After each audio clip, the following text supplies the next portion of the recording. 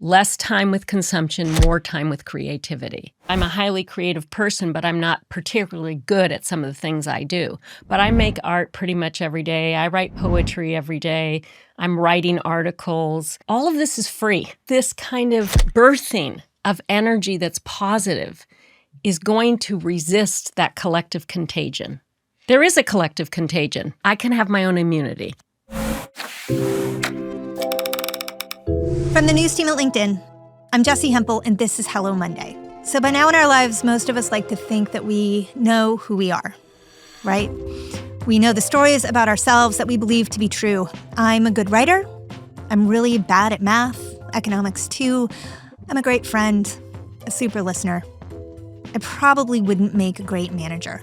But where do these stories come from? And how many of them come from us versus from our families, our culture? Really, how many of them are born out of our fears? My guest today has spent her life trying to help people figure that out. She's Dr. Jennifer Freed. She is a clinical psychologist and an astrologer, and she has been practicing at both for more than 40 years. Jennifer has helped all kinds of people understand themselves better and find a path forward. Her client list includes people you know. She's helped Gwyneth Paltrow, Kendall Jenner. And you know, about 5 years ago, when I was considering writing my first book, she helped me. You know how that turned out. The family outing, the work I'm most proud of in the world, came out in 2022. What I love about Jennifer is that she brings together the head and the heart. She uses astrology not to try to predict the future, but to help us understand our inner workings in conjunction with psychology to express ourselves more fully. This is a conversation today about integration, about how we figure out how to fully occupy ourselves in every room we walk into. You know, if you have ever struggled with the difference between how you feel you're supposed to be and what you feel you actually are, this is a conversation for you. Here's Dr. Jennifer Freed. Astrology is your cosmic DNA. Think of your soul's map, what you're here to learn and aspire toward and evolve. Right. Psychology generally is the treatment of malaise and problems and trauma, and also encouraging people to resource their strengths. Yeah. But traditional psychology thinks of itself as a science, and it's evidence-based, and it's got a diagnostic code, and it's very problem-centered. Yeah. Traditional astrology is about spiritual evolution, if you will. Mm-hmm. And it's much more pointing to archetypal realities and who you can be in your best self. So it's not so problem-centered. Right. I have come to understand astrology through your work, and in particular, your most recent book on the topic, as the fullest expression of who I might have the potential to be.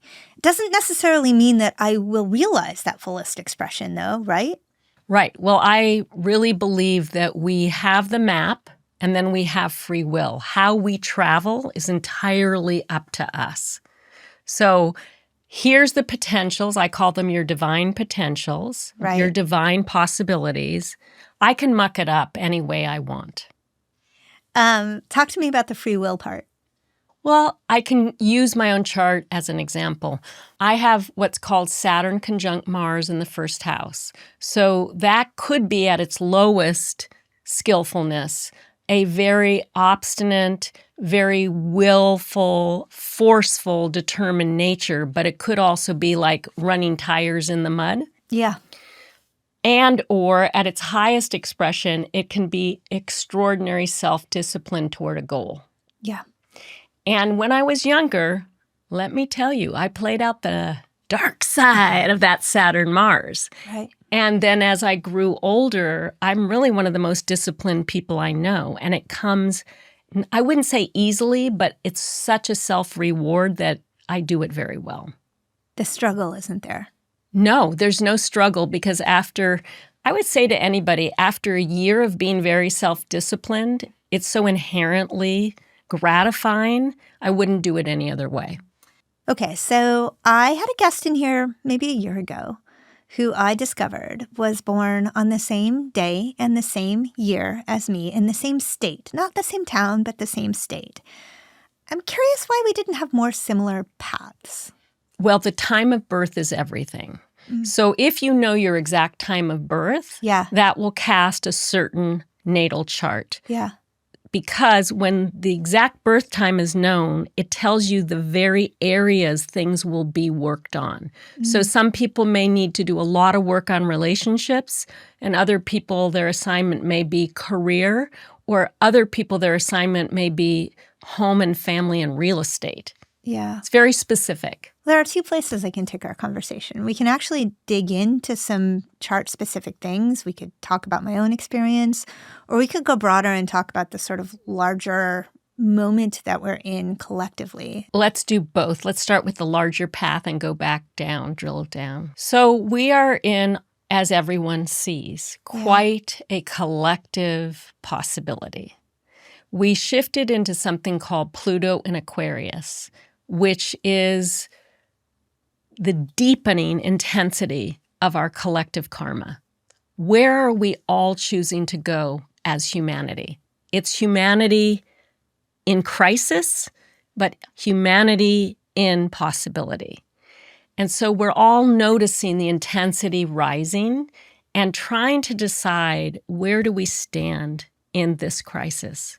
Who do we stand for? What are our values? And what do we believe this project of humanity could be? Now, in this particular fall till February, we're still in something called Saturn and Neptune in Pisces, which is a review, if you will, of the mythic dream. Everybody's got a dream of what this could be, and also we're in a deep grieving. So many of us are grieving what we thought would be and hasn't arrived or looks like it may never arrive. So there's a tendency between now and January to feel a certain type of resignation or defeat. I would urge you. And well, Jennifer, I just want to unpack that a little bit before we get to the promise, right? What you're talking about there is that feeling that so many of us have when we look up and we think, this wasn't the American dream I grew up in. This isn't what I want for my children. This isn't the present that feels good for people. I just want what we had. I want to go back to something that felt safe. Yes, there will be no going back. Nostalgia is not your friend. The way the planets are orchestrating and we're participating is we have to reinvent. The key word is reinvention. We have to awaken to new possibilities. So we can say we like these qualities that we adhere to or values that we care about and stick to them. But the entire project has to be reimagined. So that kind of review is going on. And I think grieving is underrated. I think we need to really grieve the losses that we've all suffered in not having the dream we thought we might have, and not do what's called a spiritual bypass and say it will all turn out all right. People always ask me, when will this be over? And I said, what are you going to do? Wrong question, when will this be over? There's no this, there's us. And then in 2026, it really speeds up. So again, what are we going to put our energy toward? We're going to have Jupiter in Leo, Saturn in Aries, Neptune in Aries, Pluto in Aquarius. The new metaphor is fire and air. So this can be like this extraordinary warming and heating up of our passions flamed by justice, or it can be incredible recklessness and egotism. And I imagine it will be a bit of both. Right. I am an optimist. I think it's healthier to be one. And so what I encourage people to do is think about what little action every single person can take toward making the flame of a reimagined world of peace and inclusivity and possibility. I love that dream. Help me make it practical. I want my list. And maybe you don't even have a list for me, but what does that look like? And I say that as someone who is part of a peer set who thought that we were doing that. We thought, we're going to a demonstration or showing up in this way or making this phone call or giving this money. and feel the deep grief of, oh, this doesn't seem to be working. It will work if more come. So there's a statistic, just under 3% of the people all walking on the same day for a cause shifts the entire zeitgeist. 3%. We haven't hit it yet. But especially with those fire signs coming on board next year, that means walk the talk. Spend less time virtue signaling, commenting and liking, and actually walk the talk. And yes, some of us have already been doing the work. We need to make it sexy and cool and vibrant for more people to do what they can. Where do we go from there? And what can astrology really give us in terms of a timeline? It doesn't give us a timeline. It gives us the themes. So the theme is activism, action, and intense physical demonstration. That's next year. So it's not a timeline because, again, free will, we are in a spiritual battle. Yeah. There is free will.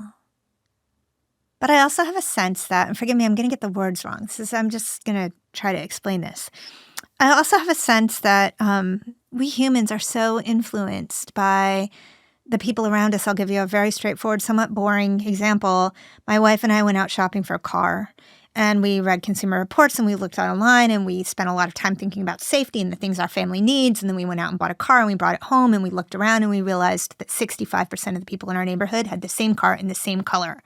We looked up and we thought, was this free will? Or are we so influenced by all the signals around us, by culture, by each other, that we actually are always just acting out an expression of the larger collective? Yes, and. Because you could be the first person that buys the new car that sets the new trend. And I believe I am that person. And I think what that requires is more time with your own creativity, less time with consumption.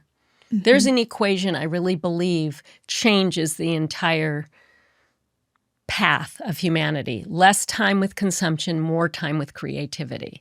And when I say that, because I'm a highly creative person, but I'm not particularly good at some of the things I do, but I make art pretty much every day. I write poetry every day.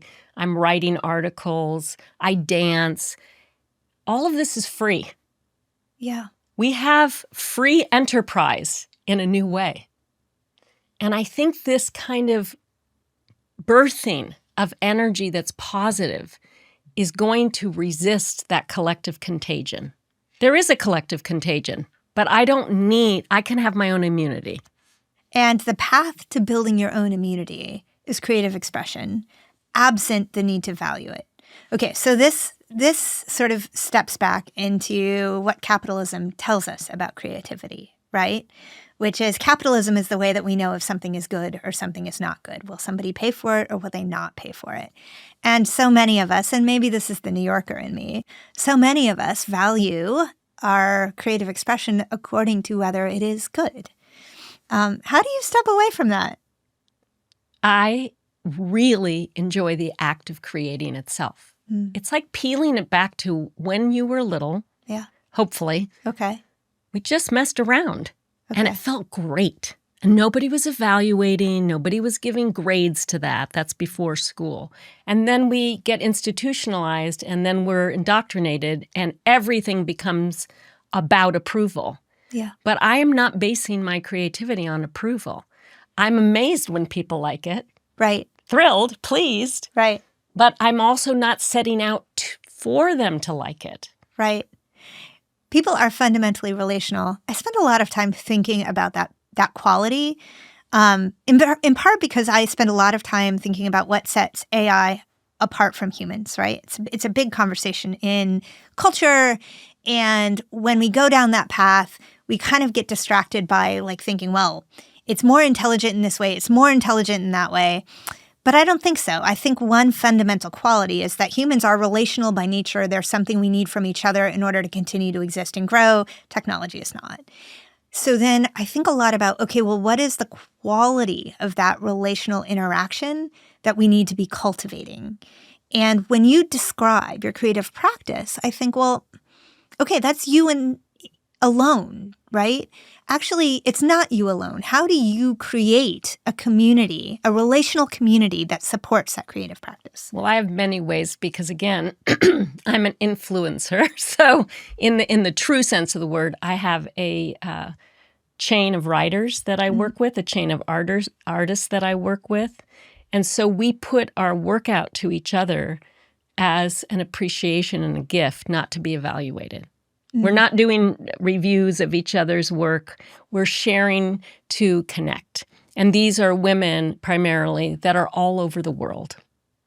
So I'm creating as an act of sharing and community, Right. not as a monetized commodity. Right. And I do believe in making money. I love money. I don't want anybody to think I don't on this show. And it's very important to me that I can provide for myself and my family and that I get to come to New York on vacation.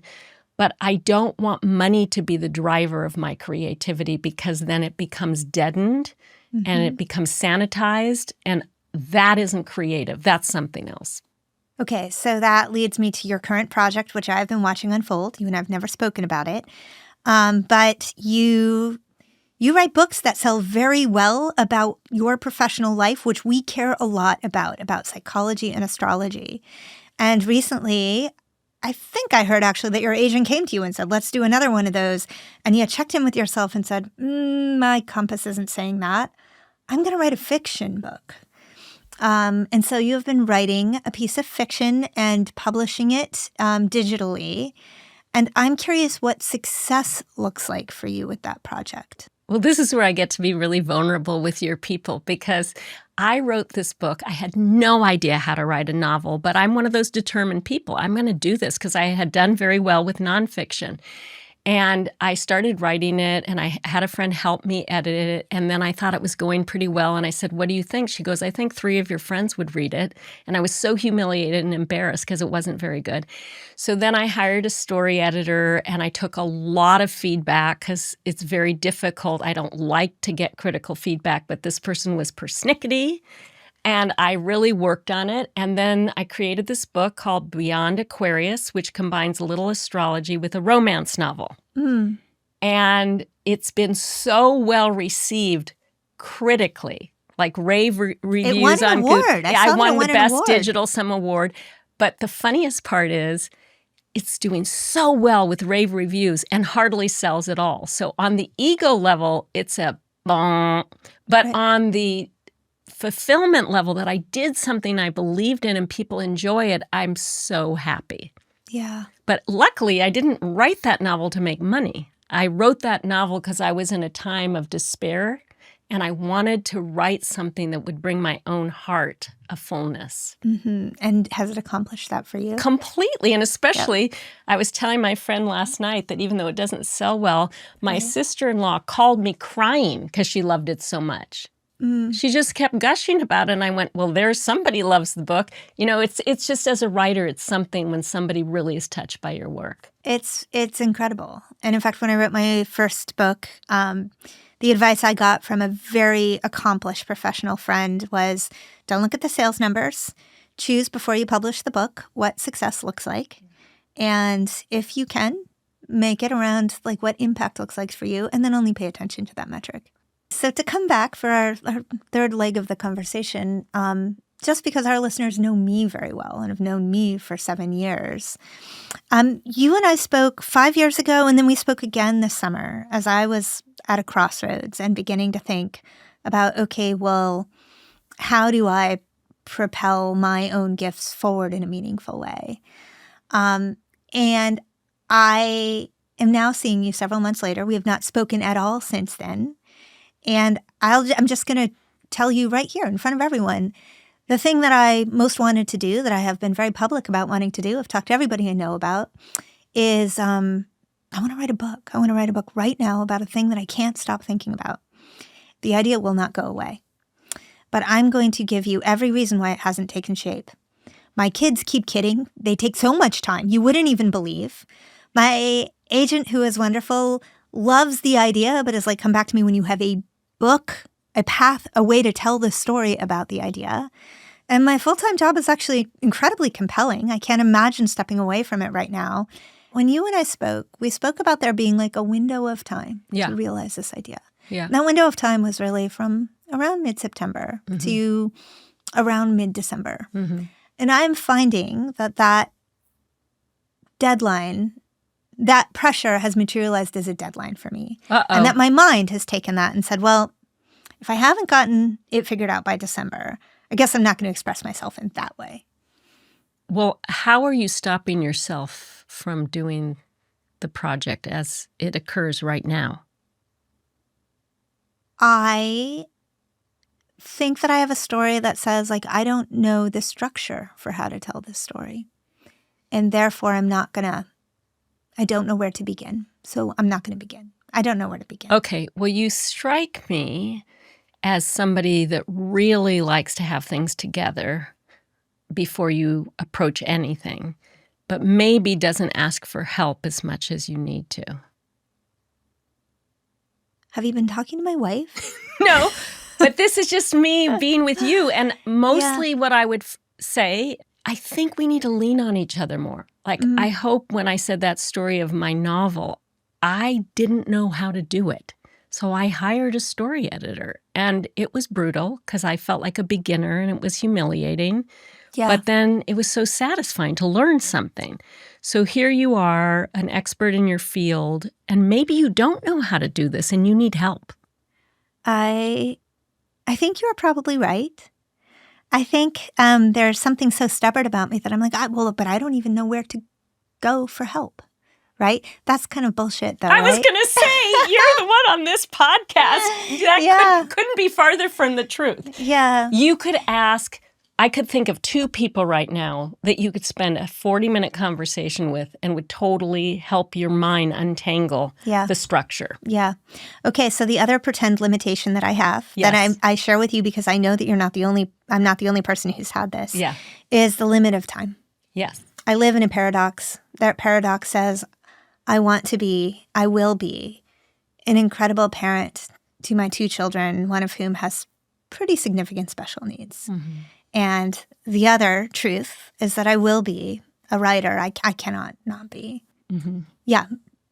How do I live inside that paradox and actually express both identities? Well, again, this is me just sensing you. You're comparing your writing self to before you had these dilemmas. And you're not writing like that, so you're giving yourself a fail. I would say you could write 10 minutes a day. I'm just certain of it. Yeah, that's true. And so I think what happens to a lot of women is when they've had children, they're longing to be the writer or the creator before they had children. And since they can't go back to that kind of spaciousness, forget it. Yeah. And to me, you have something that's pulling at you. And I'm a big person to bet. I will bet you a dinner in New York that if you wrote 10 minutes a day between now and December, you'd open the portal to this thing. I'll take that bet.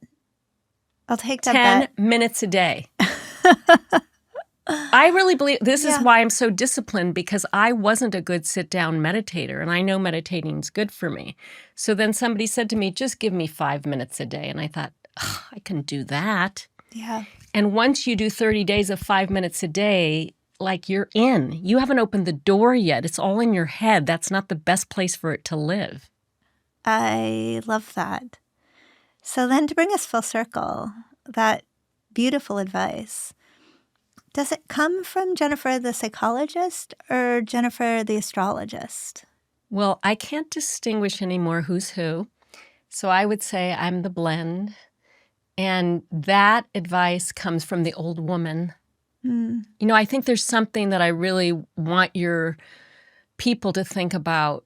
Age is important in terms of wisdom if you actually learn the lessons. And I do feel like I've been on this planet a long time, and out of that, some things have become clearer that I really wish people would understand. And one of them is you do have the time, just not as much as you thought. So don't make that your limitation. Are there other limitations that people consistently throw up for you? They're like, Are Jennifer, you kidding? We're in a world of people having limiting beliefs. Okay, so what are a couple of the big limiting beliefs? Well, one is always, I don't have time. And then, oh my gosh, the amount of time they're on a screen, I would just love to scream at them. So okay. Yes. So to me, I exercise every day, no matter what. So many people will tell me I don't have time to exercise. Well, you live in New York, so you can walk a lot. But Sure. anyone can walk. Yeah. Like we have these natural gifts. And it's amazing to me that people don't utilize them. I will say there's one other piece of your career journey that I'm very curious about. And that is there was a moment where you went from studying these things and combining this to moving into more of an elevated career moment where you began to work with very powerful clientele. You work with a lot of celebrities.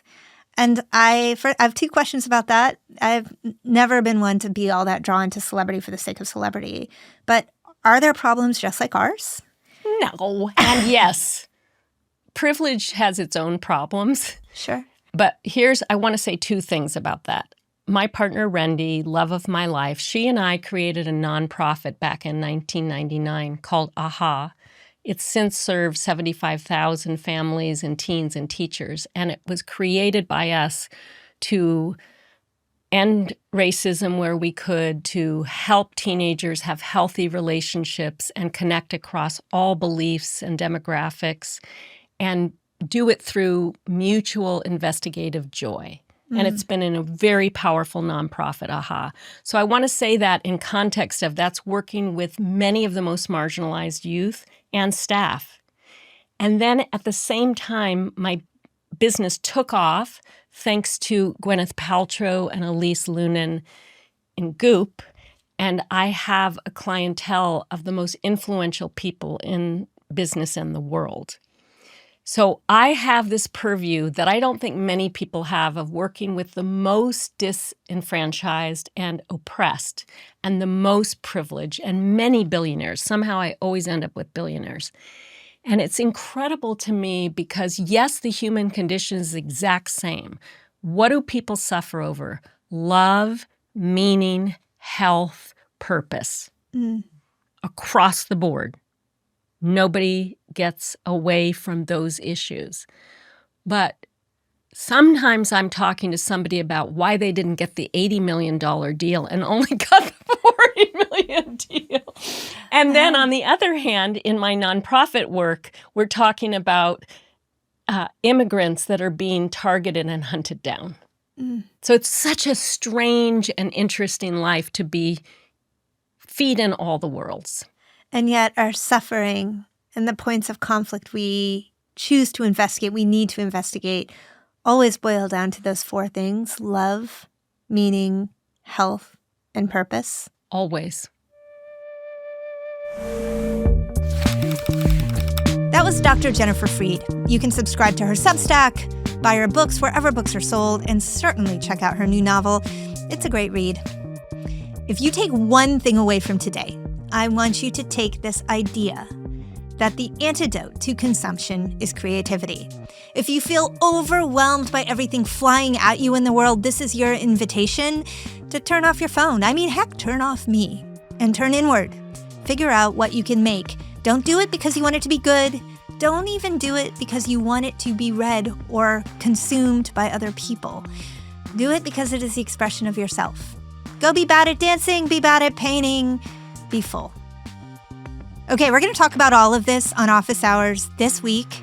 We're going to meet, as we always do, Wednesday afternoon at 3 p.m. Eastern. That's me and our senior producer, Sarah Storm. You can find us on the LinkedIn news page or check out the link in our show notes. And if you loved this episode, please share it with a friend. That's how we grow our community. Thanks for joining us in the studio this week. I'll be right back here next week with more Hello Monday. Hello Monday is a production of LinkedIn News. Lolia Briggs and Rachel Karp produce our show. Sarah Storm is our senior producer. Sound design and engineering by Asaf Gadron. Our theme music was composed just for us by the mysterious Breakmaster Cylinder. Michaela Greer is a friend of the show forever. Kyle Ransom Walsh is editor-at-large of Editorial Graphics. Dave Pond is head of production and creative operations. Courtney Coop is head of original programming. Dan Roth is the editor-in-chief of LinkedIn. I'm Jessi Hempel, and this is Hello Monday. See you next week.